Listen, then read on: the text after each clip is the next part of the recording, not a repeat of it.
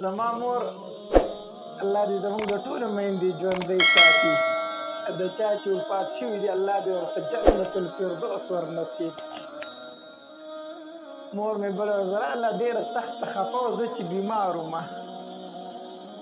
کور ته راغله نو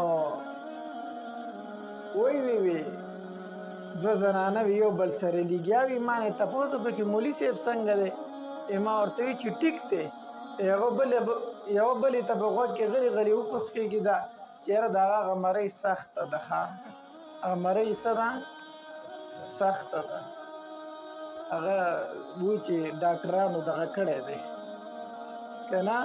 نو مور مې کور ته راغله نو سخته خفه وه. کیدای شي دې زمانه دا خبره پټوي. سخته خفه وه نو خبرې را باندې بندې وي، خو مې مورې جګ جوړ یم، روغ رمټ یم، ته راته ګورې نه.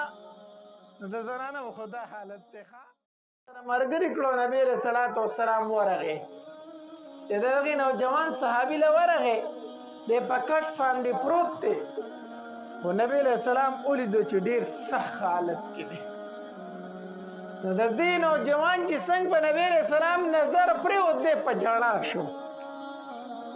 شو. نو نبي علیه صلات وسلام یې خوا ته کېناستو، په دې سر یې ورته لاس کېښودو او تسلي ورله ورکوله. وی جاړه مه بچیا، الله به دې ښه کي، الله به دې څه کي؟ الله به دې ښه کي. ستا نه ډېر ناجوړ او سخت چې دی هغه الله ښه کړي دي. او دا طریقه هم ده ښه، څوک چې بیمار شو د هغه بیمار پرسۍ له ورځئ ډېر زیات ثواب دی پکې. د یو مسلمان په بل مسلمان باندې دا حق دی چې د هغه بیمار پرسي وکړي. او چې کله بیمار پرسۍ له ورغلې هغه له به تسلي ورکړي. ښه داسې به ورته ووایي مړه ته خو جګ جوړي، ته خو روغ رمټي، هغه پلانکې ستا نه ډېر سخت بیمار الله هغه جوړ کړی دی، تا به الله جوړ کړي. تسلي ورکړه او په دې سر ورته لاس کېږده. دا سنت طریقه ده د نبي علیه صلات وسلام. مریض باندې به لاس ضرور ږدي ځکه چې هغه دا ونه و چې دې زما نه کرکه کوي. ښه لاس په پې کېږدي چې هغه په زړه کې دا رانه شي چې دې زما نه څه کوي؟ کرکه کوي. په دې سر به ورته لاس کېږدي. الله دې زموږ په حال باندې رحم وکړي. خو د بیمار پرسۍ له زونه او چې لاړ شو بیا به بیمار پرسۍ په طریقه پوهېږو هم نه. چې لاړ شو مریض ته وګورو خو دا خو ډېر سخت خراب دی، زما خو بلکل زیال تښتېدلی، که نه مري د ده دا خبرې مړ کړي. پوهېږې په خبره باندې که نه؟ داسې مه وایه. او چې زنانه لاړې شي الله اکبر، هغه چې لاړې شي هغه خو به دې ډوډۍ خوري راځي به دې له هغې نه چې د بیمار پرسۍ له تلې که نه د بیمار پوښتنې لاړې شي لومبې به ډوډۍ خوري بیا به راځي. صحیح شو؟ او هلته کې به یو بل سره خوسکېږي و یاره سخت دی. ښه سخت دی. زما مور الله دې زموږ د ټولو میندې ژوندۍ ساتي. د چا چې وفات شوي دي الله دې ورته جنت الفردوس ورنصیب کړي.